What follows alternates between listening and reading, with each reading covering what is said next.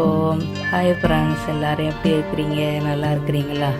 நான் இங்கே ரொம்ப நல்லா இருக்கிறேன். இப்போ நம்ம வீடியோவில் போகலாமா? இப்போ ஃபஸ்ட்டு டிப்பு ரொம்ப பேருக்கு உபயோகமாக இருக்கும். நம்மளுக்கு பூஜை அடியெல்லாம் சில நேரத்தில் உடஞ்சி போயிடும். நம்ம போய் காசு கொடுத்து அடிக்கடி வாங்க வேண்டியதில்லை. ஜூஸ் பாட்டில் இந்த மாதிரி கண்ணாடி பாட்டில் இருந்துச்சு அப்படின்னா தூக்கி போடாதீங்க. இது நம்ம பூஜை அடியாக யூஸ் பண்ணிக்கிறலாம். மூடி நல்லா இருந்துச்சுன்னா நீங்கள் தேன் ஊற்றி வைக்கலாம். பாவு, அதாவது வெள்ளைப்பாவு காய்ச்சி ஊற்றி வைக்கலாம். நீங்கள் பயறு வகைகள் போட்டு வைக்கலாம். நிறைய மாதிரி செய்யலாம். உங்களுக்கு மூடி அப்படி கரை பிடிச்சி போச்சுன்னா நீங்கள் அந்த மூடியை தூக்கி போட்டு இது கூட நீங்கள் செஞ்சுக்கலாம். இந்த மாதிரி பூக்கள் வைக்கிற ஜாடி மாதிரி கூட வச்சுக்கரலாம். நம்ம அது இயற்கை 20 ரூபாயிலேருந்து 30 ரூபா தான் இருக்கும். ஆனால் ஏன் நம்மளோட வீட்டில் தான் இருக்குல்ல, இதை வச்சு நீங்கள் யூஸ் பண்ணிக்கலாம். மணி பிளான்ட் வைக்கலாம். அதாவது இந்த மாதிரி பச்சையாக இருக்கிற இலைகள், மணி பிளான்ட்டுன்னு இல்லை, எந்த வகை இலைகளும் கொடிகளும் உங்களுக்கு நல்லா வேறு வந்துச்சு அப்படின்னு நீங்கள் தாராளமாக நீங்கள் அதை வளர்க்கலாம். நீங்கள் பூ போட்டு வச்சிங்கன்னா பூ வாடினதோட நீங்கள் தூக்கி போட்டு ஒரு வாரத்துக்கு எப்படி இருக்கும், அப்புறம் தூக்கி போட்டு வேறு பூக்களை குத்தணும். இப்போ வேறு உள்ள செடி வச்சிங்கன்னா நீங்கள் அப்படியே வச்சுக்கலாம். தண்ணி மட்டும் அப்பப்போ மாற்றிக்கிறணும். அதில் கொஞ்சம் சின்ன சின்ன கல்லுகள் இருந்தால் கூட நீங்கள் போடலாம். கலர் கல் கூட நீங்கள் போட்டுக்கரலாம். அது உங்களுடைய சாய்ஸு, உங்களுடைய விருப்பம். இது உங்களுக்கு விருப்பமான இடத்துல நீங்கள் வச்சுக்கரலாம். பாட்டில் கல் பாட்டில் இருந்தால் தூக்கி போடாதீங்க. இந்த மாதிரி யூஸ் பண்ணிக்கிறங்க. நிறையா மாதிரியான இதுக்கு இந்த கல் பாட்டில் யூஸ் பண்ணலாம். அந்த கல் பாட்டில் வெறும் ஜூஸ் பாட்டில் தான் நம்ம தூக்கி குடிச்சிட்டு காய வச்சுருக்கிறது தான். இதில் நீங்கள் எண்ணெய் கூட ஊற்றி வச்சுக்கிறலாம். இதுக்கு மேலே கல் பாட்டில் போய் காசு கொடுத்தலாம் நீங்கள் வாங்காமல் இந்த மாதிரி நீங்கள் யூஸ் பண்ணிக்கிறலாம். அப்புறம் ஜேஎம் பாட்டில் எது இருந்துச்சு அப்படின்னா அதை கூட நீங்கள் இந்த மாதிரி போட்டு வச்சுக்கிறலாம். கொஞ்சமாக கல் போட்டிங்கன்னா அது பார்க்க நல்லா அழகாக இருக்கும். கண்டிப்பாக ட்ரை பண்ணி பார்த்துட்டு உங்கள் ஃபீல்பேக்கை சொல்லுங்கள். இப்போ அடுத்த டிப்பில் போகலாம். வெங்காயம் இயற்கையாக நம்ம கொஞ்சம் நிறையா கூடுதலாக வாங்கிட்டோம் அப்படின்டா நம்ம இப்போ கூனியில், அதாவது ஒரு பேக்கில் 4 கிலோ 5 கிலோ 3 கிலோன்னு 2 கிலோன்னு இருக்கும். அப்படி வாங்கிட்டு வந்துடுவோம். அதை அழுகி போனது இருக்கும், ஈரமாக இருக்கும், என்னென்னமோ இருக்கும்.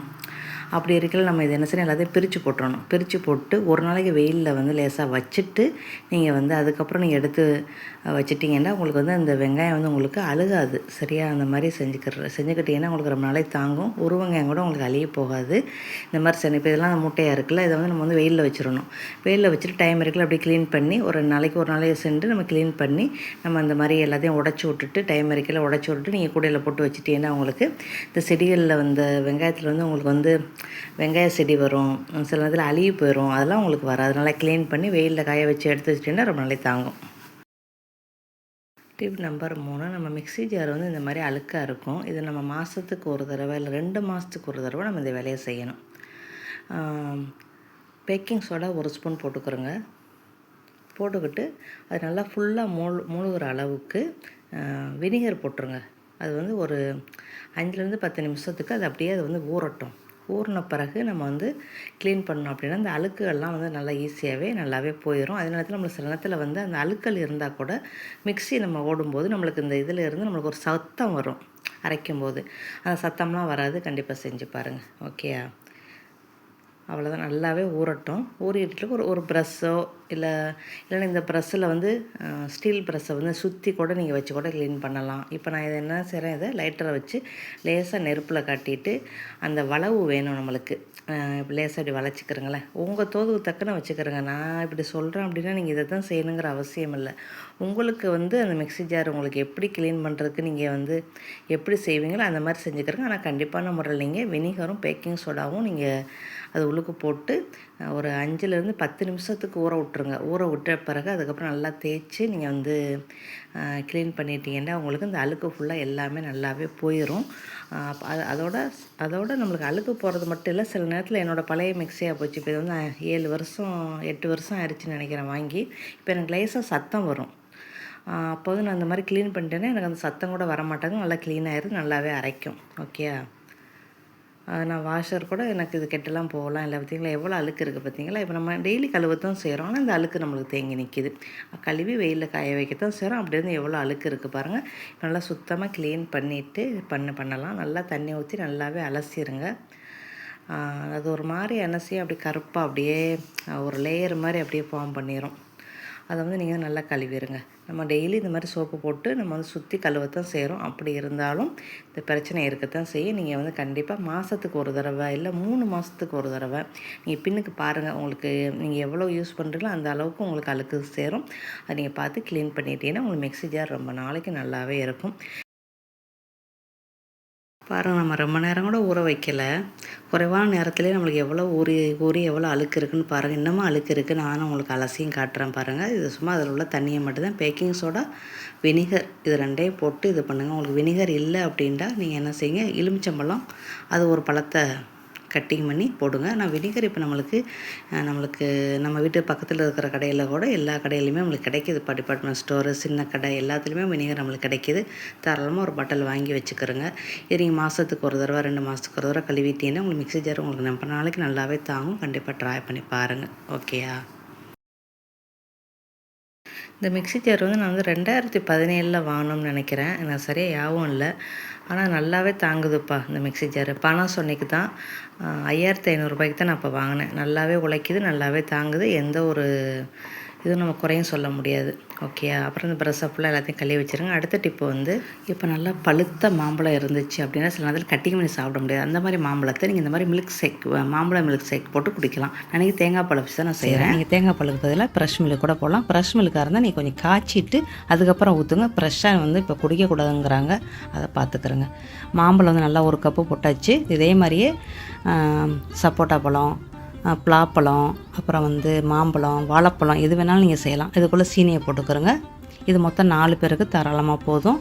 அதுக்கப்புறம் கொஞ்சமாக ஒரு 1/2 கப்பு பால் ஊற்றி இந்த மாம்பழத்தை வந்து முதல்ல அரைச்சிக்கிறோங்க. ரொம்ப நைஸாக அரைக்க வேண்டியதில்லை. இந்த மாதிரி பழுப்பாக கொஞ்சம் கொஞ்சம் இருக்கிற மாதிரி அரைச்சிக்கிறோங்க. ஓகேயா? அதுக்கப்புறம் பேலன்ஸ் இருக்கிற தேங்காய் பாலை ஊற்றுங்க. இது மொத்தம் 300 மில்லி பால் நான் ஊற்றிருக்கிறேன். நல்லா பெரிய கப்பில் 1 கப்பு ஊற்றிருக்கேன். இதில் வந்து பாதி கப்பு ஊற்றிருக்கிறேன். இது பெரிய கப்பு, பெரிய இது இவ்வளோ வந்திருக்குது. இப்போ தண்ணி போதுமான்னு பார்த்துக்கிறோங்க. இதில் நீங்கள் வந்து ஐஸ் கட்டி போட்டு குடிச்சிங்கன்னா அவ்வளோ சூப்பராக இருக்கும். உங்களுக்கு ஐஸ் ஒத்துக்கறல அப்படின்னா நீங்கள் இந்த மாதிரியே குடிக்கலாம், ஒன்றும் பிரச்சனை இல்லை. எனக்கு ஐஸ் கட்டி ஒத்துக்கிறாது, அதனால் நான் இப்படி தான் குடிக்கிறேன். அதனால் நான் என்ன செய்வேன், கொஞ்சம் நேரம் ஒரு 10லேருந்து ஒரு அரை மணி நேரம், 10 நிமிஷம்லேருந்து அரை மணி நேரத்துக்கு வந்து ஃப்ரீசரில் வச்சுட்டு எடுத்து குடிப்போம். ரொம்ப நல்லாயிருக்கும். பசங்களுக்கு, பிள்ளைகளுக்கெலாம் நீங்கள் ஐஸ் கட்டியை போட்டு இப்போவே நீங்கள் கையோடு ஊற்றி கொடுத்துருங்க. நல்லா விரும்பி குடிப்பாங்க.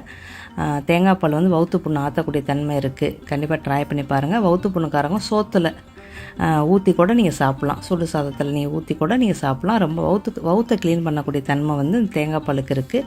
இப்போ நம்ம மாம்பழம் போட்டிருக்கோம். இதே நீங்கள் வாழைப்பழம் போட்டு ராத்திரியில் வந்து 1 கப்பு குடிச்சிட்டு படுத்தினாலே உங்களுக்கு வவுறு வந்து நல்லாவே க்ளீன் ஆயிரும். கண்டிப்பாக ட்ரை பண்ணி பாருங்கள். ஓகே, இது நம்ம வந்து மில்க் ஷேக் செய்கிறதுனால நம்ம வந்து சீனிலாம் போடுறோம். உங்களுக்கு சீனி வேணாட்டா கூட நீங்கள் ஸ்கிப் பண்ணிடலாம். குறைச்சி கூட நீங்கள் போட்டுக்கலாம். நாட்டு சக்கரை கூட போட்டுக்கலாம், தேன் கூட போட்டுக்கலாம். ஓகே, இப்போ நம்ம நல்லா ஃப்ரீசரில் வச்சு அப்படி குழுண்டு அப்படியே குடிக்க போகிறோம். ரொம்ப நல்லாயிருக்கும். கண்டிப்பாக ட்ரை பண்ணி பாருங்கள். இப்போ அடுத்த டிப்புல போகலாமா? அடுத்த டிப்புல போகலாம். வெண்டைக்காய் பரட்டும் போது ஒரு சின்ன ஒரு இதை மட்டும் ஃபாலோ பண்ணுங்கள். உங்களுடைய வெண்டைக்காய் நல்லா பச்சை கலராக நல்லாவே இருக்கும். அது என்னென்னு பார்க்கலாமா? 1/4 ஸ்பூன் அளவுக்கு சீனியை போட்டு நல்லா கிண்டி விடுங்க. நீங்கள் வெண்டைக்காய் போட்டு ரெண்டு பிரட்டு பெட்டினதோடைய சீனியை போட்டுருங்க. உங்களுக்கு நல்லா பச்சை கலராக நிறமே மாறாமல் ரொம்ப நல்லாவே இருக்கும்.